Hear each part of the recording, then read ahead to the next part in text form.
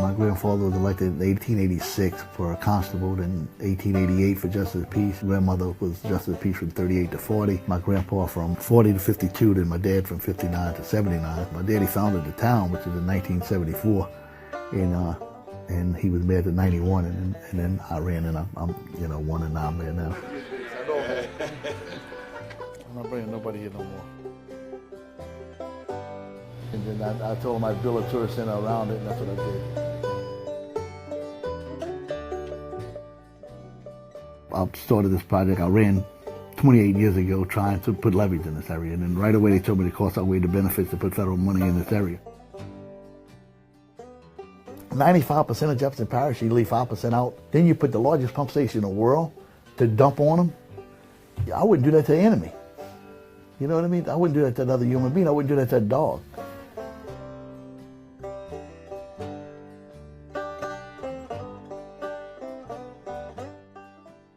How can we maximize protecting the most amount of people, reducing damages, and things like that?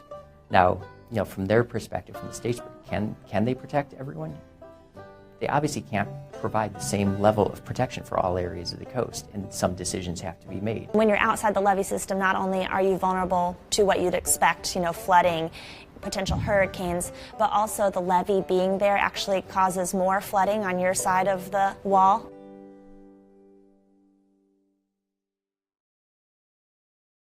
I found a little program through the Corps of Engineers where you can get a certain amount of money for a little completed levee system.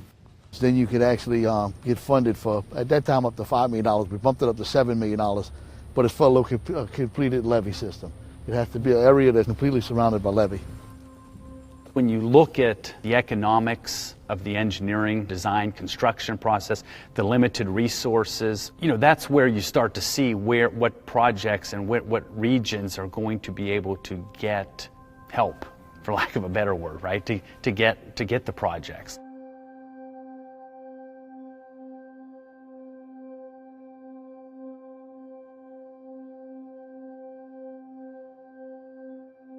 The Coastal Master Plan is a science and engineering-based plan that really helps the state prioritize different restoration protection projects. What is the coast going to look like in the next 25 and 50 years? At that point, then, they start to look at different types of projects, and they evaluate those in terms of how much land will they be able to build or maintain, what's the reduced risk to the communities and industries, and then what their costs are. So what we're looking at is a physical model, a physical representation of the lower 190 miles of the Mississippi River. This whole facility was built on the concept of looking at sediment diversions and dedicating a whole laboratory to the concept of using the Mississippi River to rebuild Louisiana. We need to put sediment back on Louisiana's coast. We've done that mechanically with dredges, which have been very successful projects on a smaller scale. A larger scale, we want to use the river to put that sediment back. According to all the scientists who review this, who don't even work for the state, this is easily the most advanced climate science-based climate adaptation plan in the country, one of the most advanced and sophisticated in the world. There's limited resources, obviously money, but the other part is, how much sediment's coming down the river, how much sediment's available offshore or in other locations that we can access and we can economically extract or get it and put it where we need it. We're going to open up a specific part of the levee and divert water and sediment out into the marsh, similar to the natural processes that built Louisiana thousands of years ago. And so we used real survey data, over 4 billion points of data, to basically produce a 3D model of the Mississippi River with a channel. You see higher elevations around New Orleans, you see all the levees. Where the water is flowing is actually where water flows in our state. So you see a lot of water. That's pretty scary, but that's reality here. The ultimate goal would be to open up some of these sediment diversions, which we've already have carved into the model, and see how they perform. The idea behind the diversions are basically you put a massive influx of sediment-laden water into the wetlands and rebuild land. The model shows it's one of the quickest ways to build land. But you are changing the salinity, and you have fishermen who use these waters for their livelihood. Well, the situation we've been fighting for the last 6 years is the state's master plan for coastal restoration. which has a lot of great projects in it, but the problem we have is the two large river diversions that are planned in the state's master plan.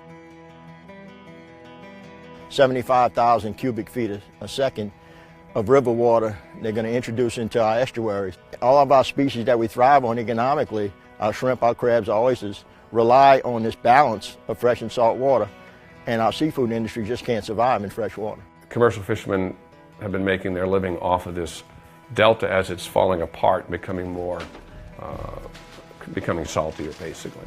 And so when you restore, when you put things back the way they were, it becomes fresher, and some of their target species will be relocated. When they levied this river off, they made this whole area, this estuary, became brackish, and the land flourished and it did real well.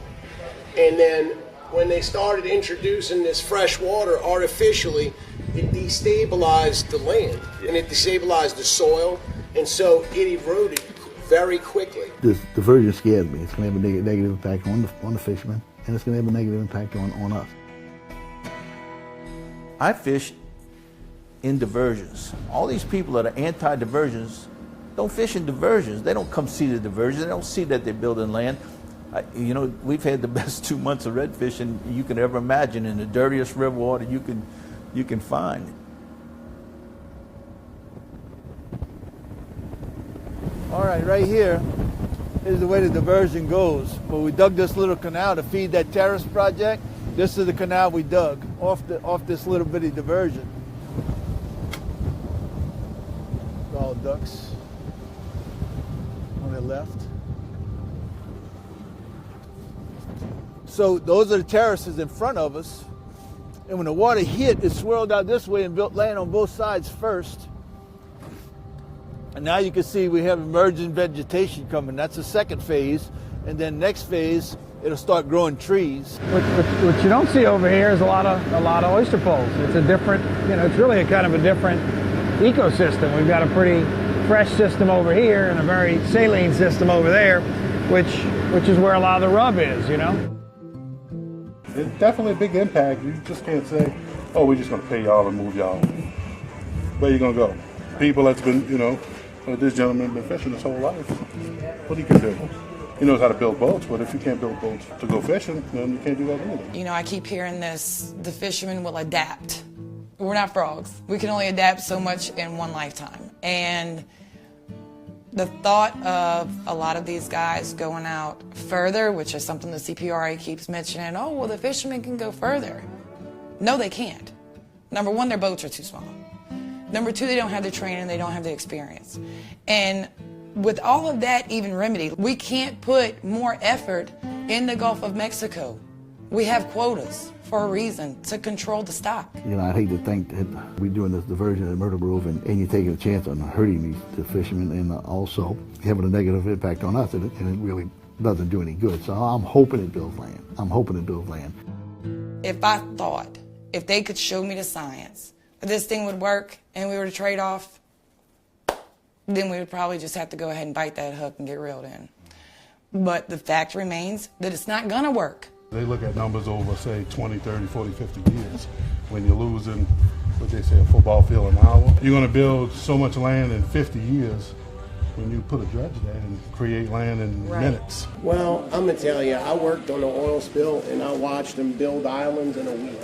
So I would think that if they tried it, and given that you got $11 billion from the oil spill for the wetlands, I say give it a shot, because what they're doing ain't working. It's not going to work, and it's costing everybody. The dredging projects that we build are successful. It's a healthy, vibrant wetland, but it's susceptible to the same forces that are impacting everything else right now. The grounds are still subsiding, so they're sinking. Sea level is still rising, relative sea level rise. So the projects we build with dredges typically only last about 20 years. So after 20 years, you have to redo the project or move on, right? Even if we get all the money and build all the projects on time and they work perfectly, best case scenario, we're still going to lose another 1,200 square miles of our bottom third. But we could also, worst case scenario, lose as many as 2,800 square miles of our bottom third. We have been changing for 70 years. those very same people that don't want to change have been changing for 70 years. They don't shrimp or crab or fish or oyster where their grandfathers used to or their great-grandfathers. They've moved in as much as 60 miles. But they've changed so slowly that it didn't bother them. And it's going to do the same thing. As our program evolves, we have to be wiser with our dollars here. We have to invest in projects that really are speak to regional restoration versus just piecemeal restoration. When you tell me it's going to be good 50 or 75 years from now, that's good. That's for my grandkids and their kids and everything.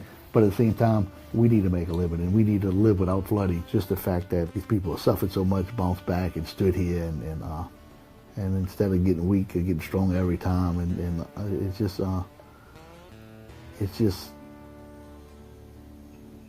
worth saving.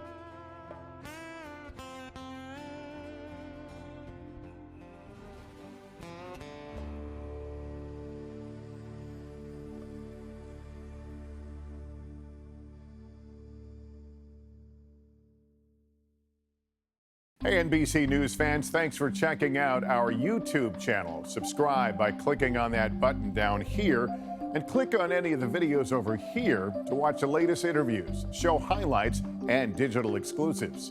Thanks for watching.